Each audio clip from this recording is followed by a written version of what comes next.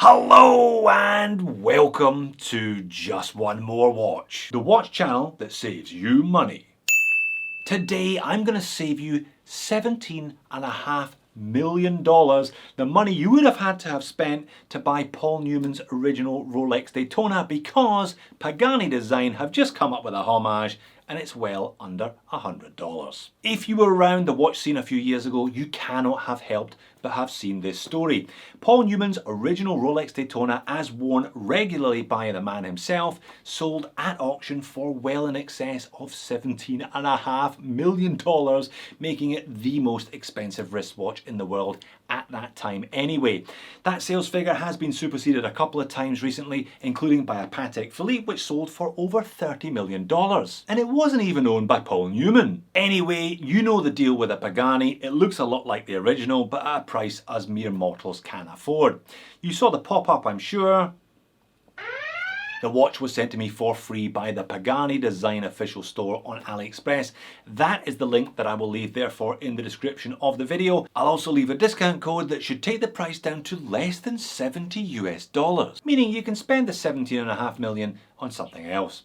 Let's flip the camera and have a look at it. $17.5 million for one watch. Utter madness, of course, but then again, that was the 2017 price. How much do you reckon that Rolex is worth now?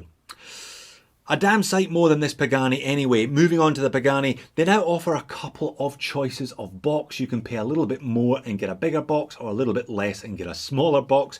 I'd be going for the small box every single time, as it's just going to sit in your cupboard, taking up space anyway. And there it is. I must say, that is not a bad looking little unit, is it? Thanks, of course, to Rolex rather than to Pagani as usual. Now, the Rolex Daytona Cosmograph, upon which this one is based, they call this the exotic dial. Apparently there's about 2,000 to 3,000 of them that were made. A non-Newman owned version in good condition still commands up to $500,000 US. This is a reference 6264. This is a kind of mesh of a few different references. You can see similarities but differences in the colour of that minute track. Does have the classic 3 register layout though.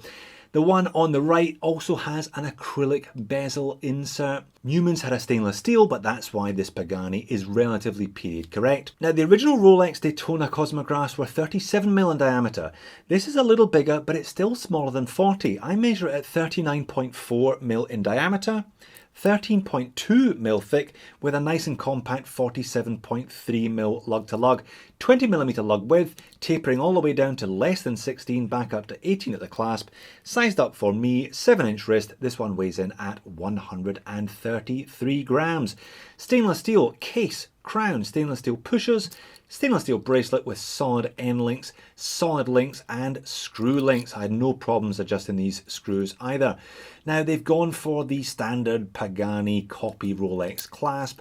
It's actually all right, this one. I've had worse over the years. They do tend to be a bit of a weakness. This one has got the easy link adjust system there, but the internal micro adjust not so easy. There's 3 little notches. I still wish they would go to a standard easy to operate clasp, but they seem to be fixated with this one instead. Standard of case finish is pretty basic, but it is reasonably well executed. No machining marks or anything. High polish on the side and brush finish to those upper lug surfaces. Now, the crown is screwed down, as are those 2 chrono pushers. So 100 meters of water resistance, and because everything's screwed down, I actually believe them. Ceramic bezel insert with tachymeter scale, and arguably the highlight of the watch, box dome sapphire crystal for under $90. Not bad, eh? Bracelet is 3-link oyster style with brushed outer links and high polished center links.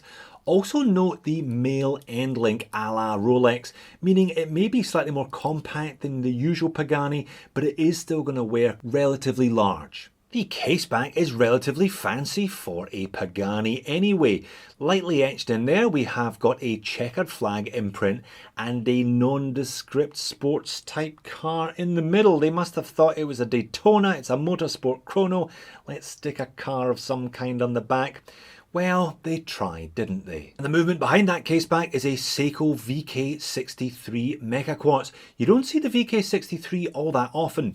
It has that 3-register layout, no date though. So we have a permanently ticking small second down at the 6 o'clock, a 24-hour indicator at the 3, and a 60-minute chrono timer at the 9. So as usual, one push of the top pusher to start. These Mecha Quartz units tick 5 times per second, or the chrono hand ticks 5 times per second. One press to stop and one press to reset.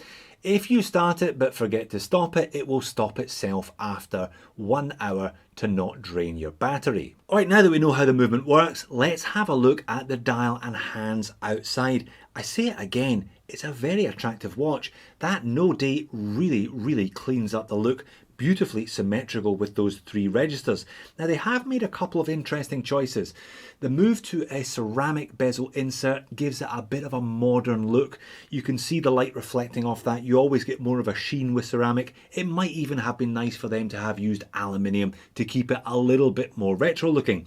On that note, they have applied Photina to the Lume, so there's a Photina colour tinge to the hands and also to those indices, but they haven't then Photinaed the majority of the dial. It is still fairly crisp, stark and white.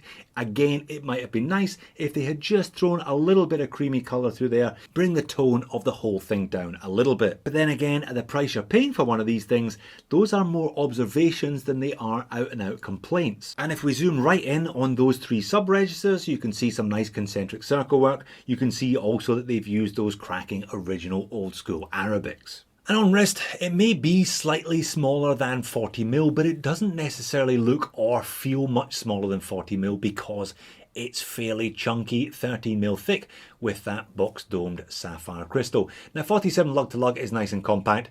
I did explain about the protruding mid-link of the end-link earlier on. At least it does drop straight down, conforming to the wrist nicely. Legibility is okay if not outstanding. We are asking rather a lot of a relatively small dial with 3 sub-registers and 3 main hands. They also do a second colour variant. They do a black reverse panda version. I suspect that one isn't going to be particularly legible. Silver hands on black do tend to disappear if you're not holding it at the correct angle. Now outside natural light, there is a rumour that Pagani applied a little bit of anti-reflective undercoating to the underside of that box sapphire crystal. They could have applied a bit more, but hey, not bad for a watch at this price. And on wrist it wears well, it's fairly well proportioned, and the slightly large glide lock style clasp does at least balance the whole thing out nice in terms of weight. Talking of weight, because this one is only just over 130, it's another watch that I would tend to wear lower and looser than I normally would. That's probably a good thing because the micro adjust in the clasp is not all that user friendly. Segueing me neatly into the moans and niggles section. Clasps always a bit of a weak point with Paganis. This one looks good and does balance out the head of the watch, but I can't help think that most people would prefer a more simple arrangement with 4 holes of micro adjust that would be easier to operate than this one. And then there's the Lume. I found over the years that the best way to deal with the disappointing Lume from Pagani design watches is to basically regard them as not having any Lume at all, because it's pretty close to no Lume on this one. Looks okay initially, and you've got that kind of darker green because they've used Photina, but as soon as I turn up the speed, the hands pretty much vanish. By the time we get 10 minutes in, it's hopeless. I'm going to cut it there. And perhaps you've actually heard this, especially if you've been listening to this review on headphones. This watch comes across as a little bit tinny. It's not the bracelet rattle. I think I've identified the source. It's that caseback. The caseback is really thin and really light and has a kind of tinny, hollow feel to it. Certainly by comparison to a Seiko SKX caseback. See, doesn't have that ping to it, does it? So a thicker caseback then, frankly, with or without the checkered flag and sports car, I think would make this one sound and feel just a little bit higher quality than it currently does. But overall then, no great surprises either way from this Pagani. I think we've all seen enough of them by this point to know what they offer. hell of a set of specs for the money and a really nice look that is mercilessly pillaged from another company. I think this one, having said that, offers a slight alternative to the homages of current models. I always feel a little bit more leeway is given to homages of older, out-of-date legacy models, particularly ones that weren't in big volume in the first place and as such command ridiculous prices today. You can refer to the Rolex Steve McQueen Explorer and its various homages for another example of that. Perhaps then that is the future for Pagani. They have copied all of Rolex's current models. Why not start copying their entire back catalogue next? So there you have it, another value-packed offering from Pagani that's just a little bit different from the current catalogue homages. Having said that, you should probably check out their homage of the current Daytona. It's a cracker for not a lot of money. Or if you like that kind of celebrity tie-in, why not check out the Steinhardt Steve McQueen, though he never actually owned one. Thanks for watching, I'll see you soon.